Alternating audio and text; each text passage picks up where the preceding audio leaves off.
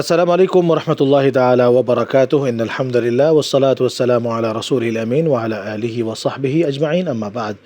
দূরের এবং কাছের দেশে এবং প্রবাসে যেখান থেকে আপনাদের প্রিয় অনুষ্ঠান শাহনশাহ জিয়াউল হক মাইজ ভান্ডারি ট্রাস্ট কর্তৃক নিবেদিত আলোকধারা দেখছেন, সকলকে জানাচ্ছি আন্তরিক শুভেচ্ছা এবং মোবারকবাদ।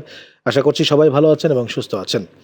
দর্শক, প্রত্যেকটি পর্বের ন্যায় এ পর্বেও আমরা আলোচনা শুরুর আগে আজকের যিনি আলোচক হিসাবে আমাদের স্টুডিওতে তাশরিফ রেখেছেন তার সাথে আপনাদের সকলের সাথে পরিচয় করিয়ে দিচ্ছি। আজকে আমাদের আলোচক হিসাবে রয়েছেন চাঁদবাগ জামে মসজিদের সম্মানিত খতিব এবং যিনি ইয়েমেনের হাদারা মাউত থেকে শরিয়া বিভাগে দারুল মুস্তাফা বিশ্ববিদ্যালয় থেকে উচ্চ ডিগ্রি প্রাপ্ত হয়ে এসেছেন মাওলানা মোহাম্মদ মহিবুল্লাহ সিদ্দিকী আল ইয়ামানি। আসসালামু আলাইকুম ওরহমতুল্লাহি ওবরাকাতুহু। ওয়ালাইকুম আসসালাম রহমতুল্লাহ বারাকাতুহু। মোহতারাম, চলুন আমরা আজকে কি বিষয় নিয়ে কথা বলবো তা আমরা স্ক্রিনে দর্শকদেরকে সাথে করে নিয়ে একটু দেখে আসি। রমজানে মসজিদমুখী জীবন গঠন। রমজান মাস মসজিদমুখী জীবন গঠনের জন্য অনন্য সুযোগ। মসজিদ কেবল নামাজের স্থান নয়, এটি আত্মশুদ্ধি, ইবাদত ও সামাজিক বন্ধনের কেন্দ্র। রমজানে মসজিদে বেশি সময় কাটানো, সেহরি, নামাজ, তেলাওয়াত ও ইফতারের জন্য মানুষকে আল্লাহর নৈকট্য অনুভব করায়। মসজিদমুখী জীবন গঠন মানুষকে সামাজিকভাবে দায়িত্ববান করে তোলে।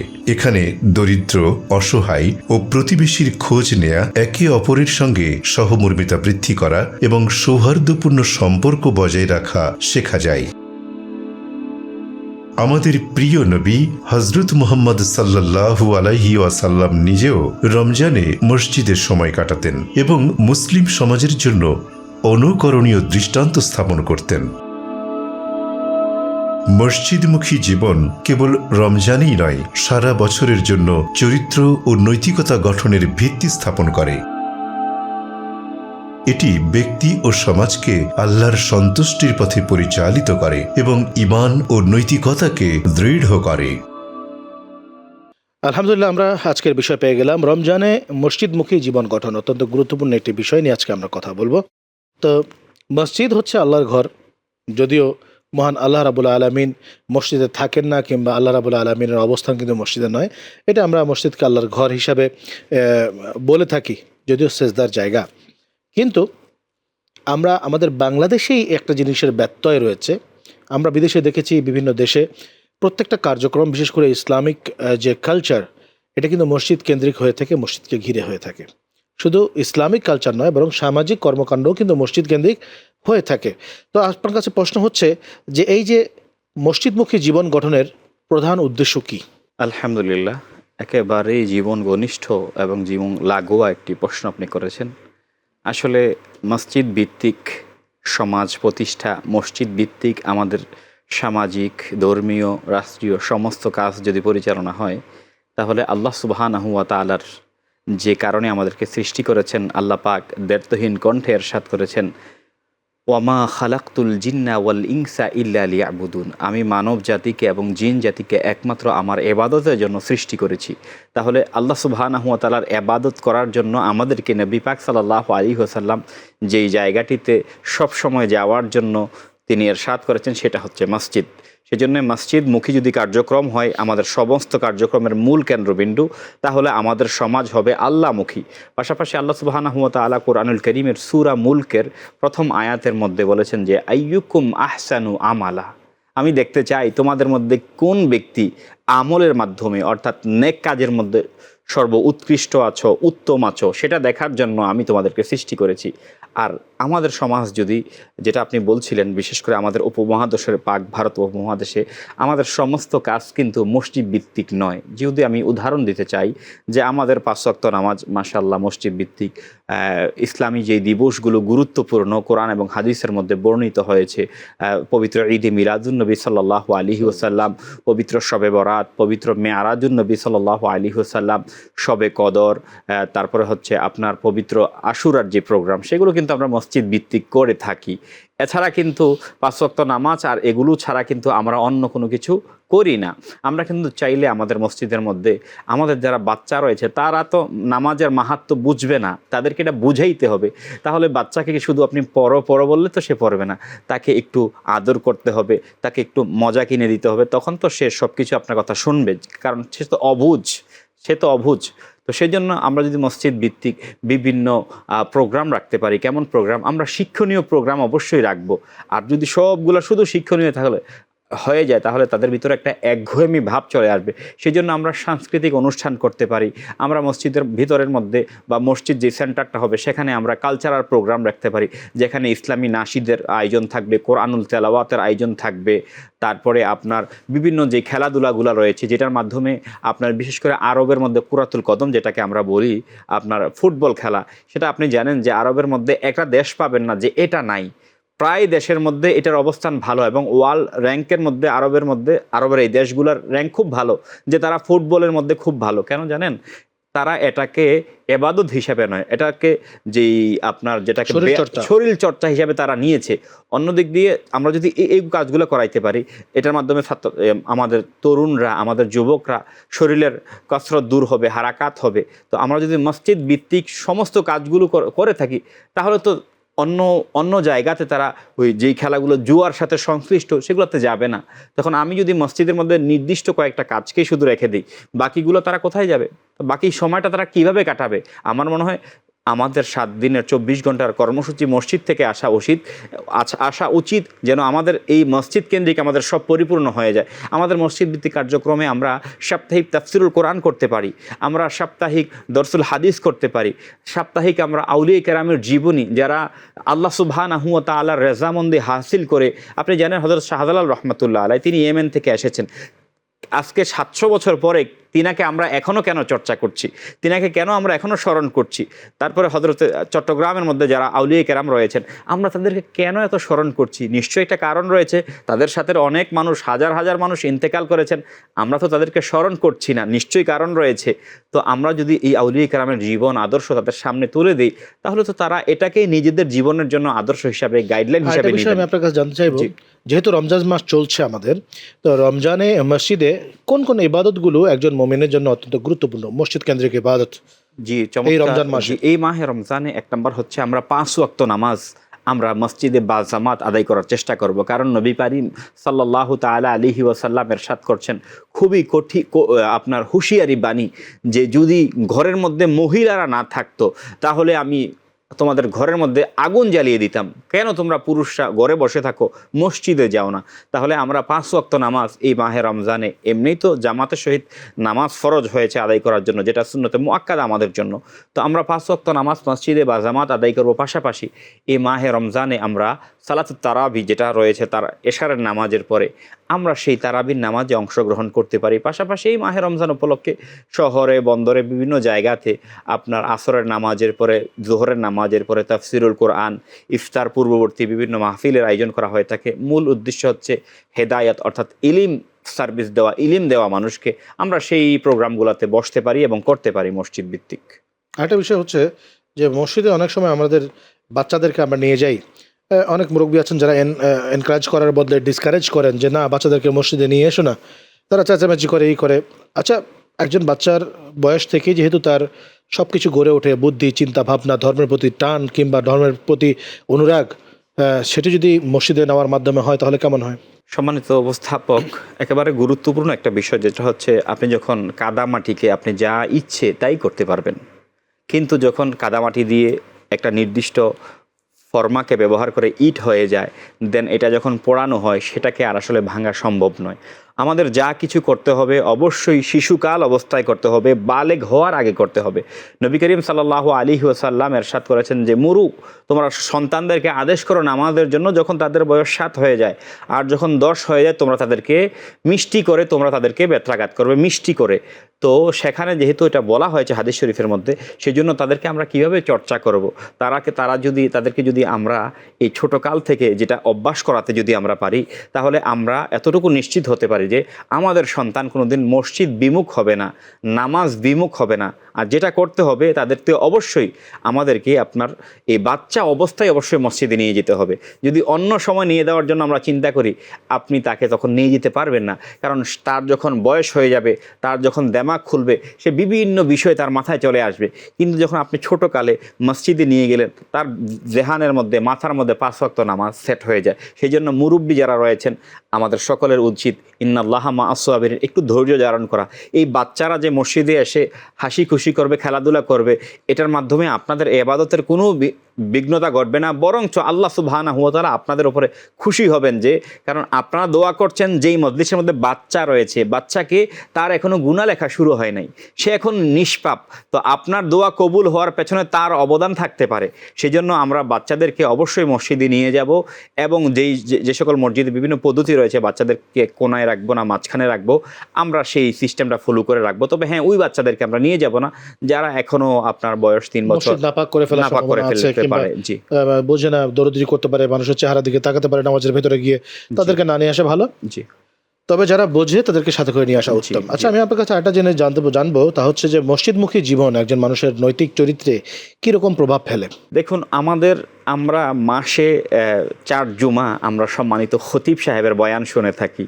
আর এই পৃথিবীর মধ্যে আপনার যারা সমাজ এবং কি রাষ্ট্রকে কল্যাণমুখী করবার জন্য যত বক্তব্য হয়ে থাকে, যদি আমি প্রেক্ষিত বাংলাদেশ হিসাব করে থাকি, যে আমাদের সম্মানিত যারা দায়িত্বশীল রয়েছে রাষ্ট্রের, তারা যত বক্তব্য রাখুক না কেন, তাদের এই বক্তব্য কতটুক মানা হবে, কতটুক মানা হবে না, এটা বিবেচ্য বিষয়। কিন্তু মসজিদের মেহরাব থেকে জুমার দিন খতিব সাহেব যেই বক্তব্য রাখে, আপনি দেখেন যে খতিব সাহেব মসজিদে ঢুকবার আগে মসজিদ ফুলফিল পরিপূর্ণ হয়ে যায়। মসজিদ থেকে খতিব সাহেবের বক্তব্য থেকে সম্মানিত মুসল্লিনে কেরাম সেখান থেকে তথ্য গ্রহণ করেন, এবং সেই তথ্যের আলোচনার আলোকে তিনারা মানব জীবনকে তারা সাজিয়ে থাকেন। তো আমরা বলতে পারি যে একটা মানুষের জীবন পরিবর্তনের জন্য 1 নাম্বার যদি যারা ভূমিকা রাখে যেই আলোচনাগুলো, সেটা হচ্ছে জুমার নামাজের ভূমিকা, বয়ান। সেজন্য আমরা অনুরোধ করব, আমরা যেন প্রত্যেকটা মুসল্লি আমাদের মসজিদের যিনি খুতবা দিচ্ছেন সাপ্তাহিক, ওনার বক্তব্যকে আমরা ভালোভাবে শ্রবণ করব। পাশাপাশি সম্মানিত যিনি খতিব, তিনিও যেন কোরআন এবং হাদিসের আলোকে আপনার সামনে শুধুমাত্র 35 মিনিট 40 মিনিট এই সময় আপনি একজন মানুষকে 1 সপ্তাহের আপনি সেখানে কিন্তু টোটাল পরিকল্পনা দিয়ে দিচ্ছেন। আপনার পরিকল্পনা যেন আধুনিক হয়, যেন আপনার পরিকল্পনা যেন সৃজনশীল হয়, আপনিও সেই বিষয়ে খেয়াল রাখতে হবে। আরেকটা বিষয় হচ্ছে যে মসজিদ ভিত্তিক অনেক সময় আমরা বিভিন্ন সামাজিক কথাবার্তা মসজিদের মেম্বারে বলি, কিংবা এলাকার যিনি জনপ্রতিনিধি আছেন, তারা কিন্তু মসজিদে গিয়ে সামাজিক উন্নয়নের জন্য কিংবা প্রয়োজনীয় এলাকার মানুষের জন্য যে কথাবার্তা, সেগুলো তারা বলেন। এটা কি শরীয়তে এলাও আছে কিনা, বা কোনো ঝামেলা আছে কিনা? যদি এই বিষয়টা এমন হয়, আমার মনে হয় যেটা হচ্ছে এই বিষয়গুলো যদি যারা অরাজনৈতিক ব্যক্তিগণ যদি বলেন, তাহলে আমাদের সমাজের মধ্যে আর হট্টগোল বা সমস্যা হবে না। পাশাপাশি আপনি জানেন যে প্রায় সমাজের মধ্যেই আপনার পঞ্চায়েত বা একটা কমিটি থাকে, যারা আসলে লিবারেল বা তারা রাজনৈতিক নয়। রাজনৈতিক হলে কি হয়, মসজিদটা রাজনৈতিক মুখী হয়ে যায়, তো একদল আসবে আর একদল যাবে, এটা আল্লাহর ঘরের জন্য সৌন্দর্য না। তো আমরা যারা মসজিদের মধ্যে সমাজের গুরুত্বপূর্ণ কোনো ইস্যুতে যদি কথা বলি, আমরা যেন নিরপেক্ষ অবস্থায় কথা বলি, এবং সেই কথাগুলা অবশ্যই জনজীবন গুরুত্বপূর্ণ সেটা বলা যাবে। একটা বিষয় হচ্ছে মসজিদের মোতাওয়াল্লি থেকে শুরু করে মসজিদের কমিটি গঠন, এই কমিটি গঠনের ব্যাপারে ইসলাম কি বলে, যে মসজিদের দায়িত্বে কি ধরনের লোক থাকা দরকার? আল্লাহ সুবহানাহু ওয়া তাআলা কুরআনুল কারীমে একাধিকবার বলেছেন, সেটা হচ্ছে আপনার আল্লাহকে ভয় করার জন্য, ইয়া আইয়ুহাল্লাযীনা আমানুত্তাকুল্লাহ ওয়া কুনু মা'আস সাদিকিন। তারপর আল্লাহ সুবহানাহু ওয়া তাআলা পবিত্র কুরআনুল কারীমের মধ্যে আরও একাধিক হাদিসের মধ্যে তাকওয়ার বিষয় বলা হয়েছে, অর্থাৎ সমস্ত কাজগুলো কারা পরিচালনা করবে, সেখানে দায়িত্বশীল যারা হবে তারা তাকওয়াবান হতে হবে। এবং কুরআনুল কারীমের একটি সূরার মধ্যে, একটি আয়াতের মধ্যে কমিটি সংক্রান্ত তাদের কি দায়িত্ব থাকবে এবং তাদের কি গুণাগুণ থাকবে সেটা রয়েছে। আসলে দৃশ্যত এবং যেটা স্পষ্ট আমার সামনে, আপনার সামনে, যে পৃথিবীর অধিকাংশ জায়গায় বাংলাদেশ সহ কুরআনুল কারীম এবং হাদিস শরীফের মধ্যে মসজিদের যারা কমিটি বা দায়িত্বশীল যারা রয়েছেন, তারা কোন গুণে গুণান্বিত হলে তারা সেই কাজটা করতে পারবেন, কিন্তু তাদের জন্য যেই গুণটা অপরিহার্য, অধিকাংশ কিন্তু যোগ্য না, অধিকাংশই যোগ্য না। সেই জন্য যেমন আমি আপনার কথা থেকে যেটা বুঝতে পারলাম যে একজন মসজিদের দায়িত্বশীল যারা থাকবেন তারা অন্তত নামাজ পড়ানোর যোগ্যতা তাদের থাকতে হবে। তা তো ইমাম সাহেব নিশ্চয়ই কোনো কারণে আসলেন না, তারা যেন নামাজ পড়াতে যোগ্যতা দু এক ওয়াক্ত নামাজ পড়াতে পারেন, সেই যোগ্যতা একেবারে প্রাথমিক পর্যায়ে এটা একটা যোগ্যতা। কোরআন তেলাওয়াত জানতে হবে, দিন জানতে হবে। অসংখ্য ধন্যবাদ জানাচ্ছি। প্রিয় দর্শক, আমরা আমাদের অনুষ্ঠানের দ্বিতীয় সেগমেন্ট তথা নবী রাসূলদের জীবনীতে চলে যাচ্ছি।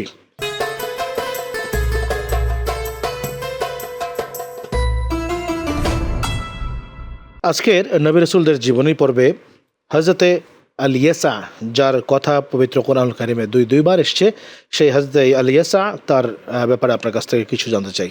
সম্মানিত উপস্থাপক, আপনাকে ধন্যবাদ। আজকে আমরা হযরতে আল-ইয়াসা আলাইহিস সালাতু ওয়াস সালামের আলোচনা করব।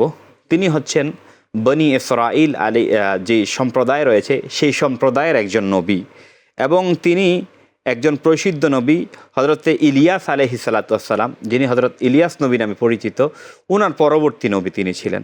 তো কোরআনুল কারীমের মধ্যে হযরতে আল-ইয়াসা আলাইহিস সালাতু ওয়াস সালাম বিষয়ে 2টি আয়াত এসেছে। কোরআনুল কারীমের 6 নম্বর সূরার 86 নম্বর আয়াতের মধ্যে আল্লাহ সুবহানাহু ওয়া তাআলা ইরশাদ করেন, ওয়া ইসমাঈলা ওয়াল ইয়াসা ওয়া ইউনুসা ওয়া লুতান ওয়া কুল্লান ফাদ্দালনা আলাল আলামিন। অর্থাৎ আমি ইসমাঈল, আল-ইয়াসা, ইউনুস এবং লুত নবী, তাদের প্রত্যেকের ওপরে আমি জগৎসমূহের ওপরে তাদের মর্যাদা দিয়েছি। অর্থাৎ এই সকল মানুষকে আল্লাহ তাআলা, এই সকল নবীদেরকে অন্যান্য নবী, অন্যান্য মানুষের উপরে তিনি মর্যাদাবান করেছেন। দ্বিতীয়ত কোরআনুল কারীমের 38 নং সূরার 48 নম্বর আয়াতে আল্লাহ সুবহানাহু ওয়া তাআলা ইরশাদ করেন, ওয়াজকুর ইসমাঈলা ওয়াল ইয়াসা ওয়াজাল কিফলে ওয়া কুল্লুন মিনাল আখিয়ার। আল্লাহ তাআলা ইরশাদ করেন, আর স্মরণ করো ইসমাঈল, আল-ইয়াসা এবং জুলকিফিলকে, তারা সবাই উত্তম ব্যক্তিদের অন্তর্ভুক্ত। আর বিশেষ করে হযরত আল-ইয়াসা আলাইহিস সালাতু ওয়াস সালাম, তিনি তাওহীদ বিষয়ে তৎকালীন সময়ে মানুষকে খুব দাওয়াত দিয়েছেন। আর ওনার জীবনে স্টাডি করলে দেখা যায় উনি ধৈর্যের উপরে বেশি অটুক ছিলেন। অর্থাৎ আপনি জানেন যে ধৈর্য যেটা, অর্থাৎ সবর, এটাকে বলা হয় যে এটা অর্ধ মৌত, নিসফুল মৌত বলা হয়। আর হযরত আল-ইয়াসা এই নবী আলাইহিস সালাতু ওয়াস সালাম তিনি অনেক ধৈর্যের অধিকারী ছিলেন, এবং তিনি অনেক কষ্ট পেয়েও তিনি দাওয়াতি কাজকে তিনি বন্ধ রাখেননি। আল্লাহ সুবহানাহু ওয়া তাআলা, আপনি জানেন, প্রত্যেক নবী এবং রাসূল আলাইহিমুস সালামকে দায়িত্ব দিয়েছেন যে আমার পক্ষ থেকে তুমি মানুষদেরকে আমার পথে ডাকো। কিন্তু এত বাধা, এত বিপত্তি, অনেক কিছুর পরেও হযরতে আল-ইয়াসা আলাইহিস সালাতু ওয়াস সালাম তিনি কিন্তু দাওয়াতি কাজ থেকে দূরে সরেননি, যেটা হচ্ছে ওনার একটি অন্যতম বড় গুণ, যে দাওয়াতি ময়দানে তিনি হিকমতের সাথে ধৈর্যকে সাথে নিয়ে তিনি আল্লাহর পথে তিনি দাওয়াত দিয়েছেন। এবং কিতাবের মধ্যে এমনও এসেছে যে তিনি নবী এবং রাসূল ছিলেন। সাধারণত নবীর কথাটা অধিকাংশ কিতাবে এসেছে, কিন্তু এটাও এসেছে যে তিনি এবং নবী এবং রাসূল ছিলেন, এবং তিনি আল্লাহ ভীরু ছিলেন। দেখুন, আমাদের প্রত্যেক নবী এবং রাসূল এবং যারা মুমিন, তাদের জন্য গুরুত্বপূর্ণ একটা গুণ থাকা উচিত, সেটা হচ্ছে আল্লাহ ভীরু হওয়া। অর্থাৎ আমার ভেতরে আল্লাহ পাকের ভয় থাকবে পরিপূর্ণ। তো হযরতে নবী আল-ইয়াসা আল-ইয়াসা আলাইহিমুস সালাম, ওনার ভিতরে আল্লাহ পাকের খুব ভীরু ছিল, এবং আল্লাহ পাককে তিনি বেশি ভয় করতেন, যার কারণে ওনাকে যেই কারণে প্রেরণ করা হয়েছে, যেই উদ্দেশ্যকে আল্লাহ সুবহানাহু ওয়া তাআলা ওনাকে এই দুনিয়াতে প্রেরণ করেছেন, তিনি সেই উদ্দেশ্যকে সাধন করেছেন, এবং আল্লাহ পাক প্রেরিত যেই কিতাব ছিল ওনার প্রতি, সহিফা ছিল ওনার প্রতি, এবং সেটা তিনি তৎকালীন মানুষদের কাছে তিনি পৌঁছিয়েছেন। তো ওনার কবর শরীফ কোথায় রয়েছে সেটা নিয়ে ইখতিলাফ রয়েছে।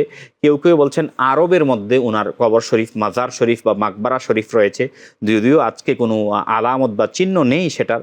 আবার কেউ কেউ বলেছেন সেটা তুরস্কে রয়েছে। আমরা হযরতে আল-ইয়াসা রাদিয়াল্লাহু আলাইহিস সালাতু ওয়াস সালাম, আল্লাহ পাকের এই নবীর যেটা আমাদের সমাজের মধ্যে আসলে অনেকটা অপরিচিত বা কম আলোচনা হয়, আমরা আল্লাহ পাকের কাছে ওনার উসিলা দিয়ে আজকের এই পর্ব থেকে দোয়া করব, আমরা যারা শুনছি, আমরা যারা বলছি, ওনার উসিলায় যেন, ওনার কষ্টের উসিলায় যেন আল্লাহ পাক আমাদের দুনিয়া এবং আখিরাতে বালাই এবং খায়রাত নসিব করুন, আমিন। আপনার সাথে সাথে আমি আরও এতটুকু যোগ করবো যে হযরতে আল-ইয়াসা আলাইহিস সালাম তিনি কিন্তু হযরত ইউসুফ আলাইহিস সালামের যে পুত্র ইফরাইমের বংশোদ্ভূত নবী ছিলেন, এবং ওনার বংশধররা বর্তমানে অত্যন্ত সুন্দর ছিলেন।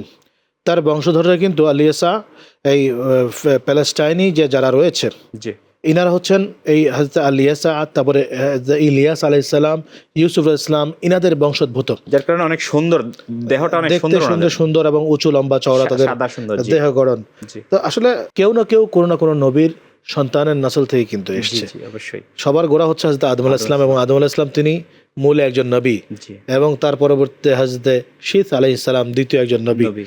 এবং শীষা ইসলাম থেকে এইভাবে নবীদের যে ক্রমবর্ধমান বৃদ্ধি এবং বিভিন্ন জায়গায় চলে যাওয়া, তার ভিতরে কিছু নবী এসছেন আমাদের ভারতবর্ষে, কিছু নবী এসছেন ইউরোপে, কিছু নবী গেছেন আরবে, কিছু নবী আসছেন আফ্রিকাতে। তো আল্লাহ কোরআন শরীফে বলেছেন এমন কোনো জাতি নাই যাদের কাছে আমি নবী নবী পাঠাই পাঠাই নাই, জি প্রত্যেক জাতির কাছে কিন্তু নবী ছিলেন। জি তো দেখা যায় যে হযরত আলিয়াসা আলাইহিস সালাম তার নসল মোটামুটি বর্তমানে মিশর, ফিলিস্তিন, এই শাম অঞ্চলে ছড়িয়ে ছিটিয়ে আছে। আপনাকে অসংখ্য ধন্যবাদ। প্রিয় দর্শক, আমরা আমাদের অনুষ্ঠানের এ পর্যায়ে আমাদের তৃতীয় সেগমেন্ট তথা রমজান জিজ্ঞাসায় আমরা চলে যাচ্ছি।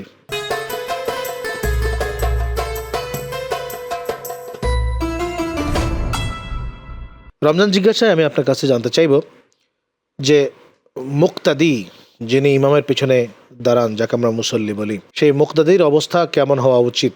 যিনি ইমামের পেছনে নামাজ পড়বেন তাকে আমরা মুক্তাদি বলে থাকি। তিনি ইমামের পেছনেই দাঁড়াবেন এবং তিনি নিয়তের মধ্যে, ওনার যে নামাজের নিয়ত রয়েছে সেখানে একটা অংশ, একটা শব্দ তিনি বর্ধিত করবেন, সেটা হচ্ছে ইক্তাদাইতু বিহাদাল ইমাম। আমি এই ইমামের পেছনে নামাজের নিয়ত করলাম। আর আমরা 5 ওয়াক্ত যে ফরজ নামাজগুলো রয়েছে সেগুলোই শুধু আমরা ইমামের পেছনে পড়ব। পাশাপাশি পবিত্র মাহে রমাদানে শুধুমাত্র যে উইতর যে নামাজটা রয়েছে 3 রাকাত, আমরা সেই নামাজটা ইমামের পেছনে পড়ব। বাকি যে নামাজগুলো রয়েছে সুন্নাহ বা নফল জাতীয়, আমরা সেগুলো চাইলে মসজিদেও পড়তে পারি, তবে নফল নামাজ ঘরের মধ্যে পড়াই উত্তম। আর তারাবির নামাজও তো আমরা ইমামের পিছনে অবশ্যই। আরেকটা হচ্ছে পবিত্র মাহে রমজানে হযরত সাইয়্যিদানা ওমর ফারুক রাদিয়াল্লাহু তাআলা আনহু, যিনি ইসলামের দ্বিতীয় খলিফা ছিলেন, তিনি সমস্ত সাহাবায়ে কেরামের সামনে ইজমা করে, ঐক্যমত করে, কারণ সাহাবীদের কৌল সেটাও হাদিস।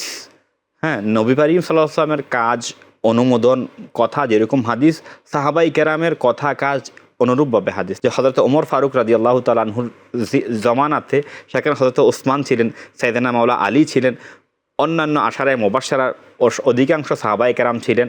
সমস্ত সাহাবায়ে কেরাম ঐক্যমত হয়ে গিয়েছেন যে তারাবির নামাজ 20 রাকাত, এটা শুধুমাত্র মসজিদে গিয়ে ইমামের সাথে সুন্নত হচ্ছে পড়া। কেউ চাইলে কোনো কারণে বাসায় পড়তে পারবেন। তো আমরা যারা নামাজ পড়ব, আমরা এটাও ইমামের সাথে আমরা আদায় করব।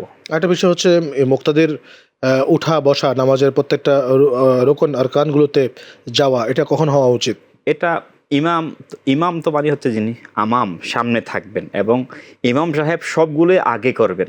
ইমাম সাহেবের আগে পরেই সবগুলো করা হবে। আপনি জানেন, যেমন আমরা ইফতারি করি, আমরা কিন্তু যিনি আজান দেন মুয়াজ্জিন, তিনার পরে কিন্তু আমরা ইফতারি করি। তিনি কিন্তু আগে রোজাটা ভাঙেন, তারপরে আমরা আজান দেন আমরা ইফতারি করি। অনুরূপভাবে ইমাম সাহেবের পরে আমরা সব কিছু করব। তিনি আগে রুকুতে যাবেন, আল্লাহু আকবর বলে যখন রুকুতে যাবেন, আল্লাহু আকবর বলাটা শেষ হলে বা এই বলাটার মাঝখানে আমরা রুকুতে যাব। অনুরূপভাবে তিনি তিনি রুকু অবস্থায় তিনি যে সামি আল্লাহু লিমান হামিদা বলবে, বিষয়টা এমন না। তিনি কিছুটা উঠেই বলবেন। তো যদি উনি ওঠার সময় বলে ফেলেন, আমরা সব কিছু উনাকে ফলো করব, উনার অনুসরণ করব, উনার পরে করব। যদি আমরা উনার আগে করে ফেলি কিংবা উনার আগে দাঁড়িয়ে যাই নামাজের মধ্যে কাতারেও, আমাদের নামাজ কিন্তু বাতিল হয়ে যাবে, নামাজ কিন্তু কবুল হবে না। আচ্ছা, আমাদের সমাজে কিন্তু বর্তমানে ইমাম সাহেবের আগে রুকু সিজদায় যাওয়ার একটা প্রতিযোগিতা চলে। যে ইমাম সাহেব যাওয়ার একটু ভান করেছেন, সাথে সাথে দেখা যায় যে ওনার কপাল মাটিতে ঠেকে গিয়েছে। তো এটা করলে আসলে নামাজ ভঙ্গ হয়ে যাবে। আর একটা বিষয় হচ্ছে, আপনি আমাকে বলবেন যে জামাতে নামাজি ব্যক্তির যে লাহিক হয়ে যাওয়া, নামাজ থেকে কিছু অংশ পাওয়া বা কিছু অংশ ছুটে যাওয়া, এই অবস্থায় বাকি নামাজটা কিভাবে আদায় করবে? আমরা যখন জামাতে নামাজ আদায় করব, যদি কেউ আমি উজুর কারণে বা আমি খেয়ালের থেকে সময় ছুটে গিয়েছে, দেন আমি যদি নামাজে অংশগ্রহণ করতে চাই, যে প্রত্যেকটা নামাজের মধ্যে আমি ফজরের নামাজে আসলাম, 1 রাকাত ইমাম সাহেব আমি পেলাম যে উনি প্রথম রাকাত শেষ করে দ্বিতীয় রাকাতে কেরাত পড়ছেন কিংবা রুকু পর্যন্ত চলে গিয়েছেন, আমি ওনার সাথে নামাজে অ্যাটেন্ড করবো, একসাথে হব। দেন আমি তাশাহুদ অবস্থায়, উনি তো দ্বিতীয় রাকাতে ওনার নামাজ সালাম ফিরিয়ে নামাজ শেষ করে ফেলবেন। আমার তো নামাজ শেষ হয়নি, তো আমি আপনার এই তাশাহুদ অবস্থায় শুধুমাত্র আত্তাহিয়াতু সেটাই পড়ব, আর কিছু পড়ব না। দেন উনি যখন সালাম ফিরিয়ে ফেলবেন, আসসালামু আলাইকুম রহমতুল্লাহ, প্রথম সালাম ফিরিয়ে তিনি যখন দ্বিতীয় সালামের দিকে তিনি বলবেন দ্বিতীয় সালাম, ওই সময় আমি দাঁড়িয়ে যাব। দাঁড়িয়ে আমি সূরা ফাতিহার সাথে অন্য আরেকটি সূরা মিলিয়ে রুকু করে সিজদা করে আমি তাশাহুদ পড়ব, আত্তাহিয়াতু পড়ব, আমি দুরূদ শরীফ পড়ব, দোয়ায়ে মাসুরা পড়ে আমি নামাজটা শেষ করব। এটা হচ্ছে যখন আমি এটা 1 রাকাত হলে জোহরের সময় 3 রাকাতও আমার হতে পারে। যদি এমন হয় যে 3 রাকাত নামাজ ছুটে গিয়েছে, তাহলে কি করব, আমি ওনার সাথে আপনার প্রথম রাকাত নামাজ পড়ে আত্তাহিয়াতু তাশাহুদে আমি শুধু পড়ব, বসবো, দেন আমি দাঁড়িয়ে যাব, দ্বিতীয় রাকাত শেষ করে আমার আপনার আবার তাশাহুদে আমি আত্তাহিয়াতুটা পড়ব, দেন আমি বাকি 2 রাকাত কন্টিনিউ করব। তাহলে বোঝা গেল যে একজন মুক্তাদির দুটো অবস্থা থাকে, একটা হচ্ছে লাহেক আর একটা হচ্ছে মাসবুক। মাসবুক মানে 1 রাকাত ছুটে গিয়েছে, সে বাকি 4 রাকাত হলে 3 রাকাত সে পেয়ে গিয়েছে। আর লাহেক মানে হচ্ছে যে কিছু অংশ ছুটে গিয়েছে, সামান্য কিছু অংশ ছুটে গিয়েছে, যেটা হতে পারে 2 রাকাত, হতে পারে তার বেশি হতে পারে, সে 1 রাকাত পেল, সেক্ষেত্রে সে লাহেক হিসাবে ধর্তব্য হবে। আপনাকে অসংখ্য ধন্যবাদ জানাচ্ছি। প্রিয় দর্শক, আমরা আমাদের অনুষ্ঠানের এই পর্যায়ে আমাদের চতুর্থ সেগমেন্ট, যা আপনাদের অত্যন্ত পছন্দের, তা হচ্ছে প্রশ্নোত্তর সেগমেন্ট। সেই সেগমেন্টে আমরা চলে যাচ্ছি রুহের আয়নায়।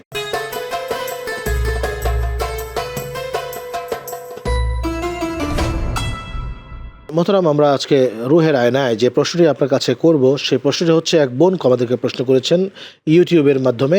তারা আমাদের এই শাহেনশাহ জিয়াউল হক মাইজ ভান্ডারী ট্রাস্টের যে ইউটিউব চ্যানেল রয়েছে এবং সেই সাথে ফেসবুক পেজ রয়েছে, আমাদের ওয়েবসাইট রয়েছে, তিনি ইউটিউবের এই অনুষ্ঠানটা দেখেছেন এবং আমাদেরকে কমেন্টে প্রশ্ন করেছেন যে রমজানের 30 দিন আমরা যেই রোজাটি রেখেছি, এই রোজা আমাদেরকে যেই আধ্যাত্মিক বিপ্লবের পথে নিয়ে গিয়েছে, এই বিপ্লবটাকে কি করে আমাদের জীবনে চিরস্থায়ী করা যায়?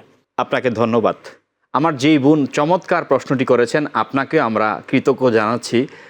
আপনি যে প্রশ্নটি করেছেন, আল্লাহ সুবহানাহু ওয়া তাআলা ইরশাদ করেন, ওয়ামা খালাকতুল জিন্না ওয়াল ইনসা ইল্লা লিয়াবুদুন, আমি শুধুমাত্র মানুষকে সৃষ্টি করেছি, জিন জাতিকে সৃষ্টি করেছি আমার ইবাদত করার জন্য। এই মাহে রমজান চলে যাবে, হয়তোবা মাহে রমজানের তারাবি আবার আগামী 1 বছর পাবো, কিন্তু মাহে রমজানের তারাবির নামাজ না পেলেও আমরা অন্যান্য 11 মাস আমরা শেষ রাত্রিতে তাহাজ্জুদের নামাজ আদায় করতে পারি। আমরা মাগরিবের নামাজের পরে 6 রাকাত সালাতুল আওয়াবিনের নামাজ আদায় করতে পারি। আমরা সকাল হওয়ার পরে, সূর্য ওঠার পরে ফজর যখন আদায় করব, কতক্ষণ সময় আমরা নির্দিষ্ট সময় অফ থাকবো, দেন যখন সূর্য উদিত হবে, সূর্য উদিত হওয়ার পরে আমরা ইশরাকের নামাজ আদায় করতে পারি, চাশতের নামাজ আদায় করতে পারি, দোহার নামাজ আদায় করতে পারি। পাশাপাশি মাহে রমজান চলে যাচ্ছে, সিয়াম সাধনা চলে যাচ্ছে, কিন্তু প্রত্যেক সোমবার নবী পাক সাল্লাল্লাহু আলাইহি ওয়াসাল্লাম পবিত্র ঈদে মিলাদুন নবীর কারণে যেই রোজাটি রেখেছেন, আমরা সেই রোজাটি রাখতে পারি। প্রত্যেক সুন্নত রোজা হিসাবে প্রত্যেক বৃহস্পতিবার আমরা একটি করে রোজা রাখতে পারি। প্রত্যেক আরবি মাসের 3 দিন 13, 14, 15 আইয়ামে বিদ যেটাকে বলা হয়, আমরা এই রোজাগুলো রাখতে পারি। পাশাপাশি পবিত্র আমরা শবে মেরাজ উপলক্ষে রোজা রাখতে পারি, শবে বরাতের রোজা রাখতে পারি, আশুরার রোজা রাখতে পারি, আমরা আপনার শাওয়াল মাসের 6টি রোজা রাখতে পারি, যেটা সিত্তা মিনাল শাওয়াল যেটাকে বলা হয়। আমরা সেগুলা করার মাধ্যমে পাশাপাশি এই মাহে রমজানের শিক্ষা, দান সৎকা করা, আমরা সেটা করতে পারি। গীবত না করার জন্য বলা হয়েছে, আমরা গীবত ছেড়ে দিতে পারি।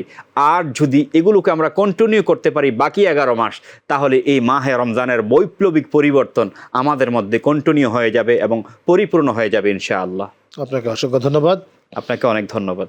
প্রিয় দর্শক, আমরা এতক্ষণ যাবৎ আলোচনা শুনছিলাম মাওলানা মহিবুল্লাহ সাহেবের কাছ থেকে। তো আল্লাহ রাব্বুল আলামিন যেন আজকে আমাদের তার এই আলোচনা থেকে এটাই উপলব্ধি হাসিল করার তৌফিক দান করেন, যাতে করে আমরা মসজিদমুখী হই এবং মসজিদ কেন্দ্রিক আমাদের জীবনটাকে গঠন করতে পারি। যেরকমভাবে একটা বাড়ির প্রতি যে লোকের টান বেশি, বাড়ির মানুষের প্রতি যে লোকের টান বেশি, তার সাথে যেরকম সেই বাড়ির সাথে মহাব্বত হয়, ঠিক তেমনিভাবে আল্লাহর ঘরের সাথে যার টান বেশি, আল্লাহর সাথেও কিন্তু তার মহাব্বতটাই সেরকম হবে। আল্লাহ তাআলা সেই তৌফিক দান করুন। আমিন। আসসালামু আলাইকুম ওয়া রাহমাতুল্লাহি ওয়া বারাকাতুহু।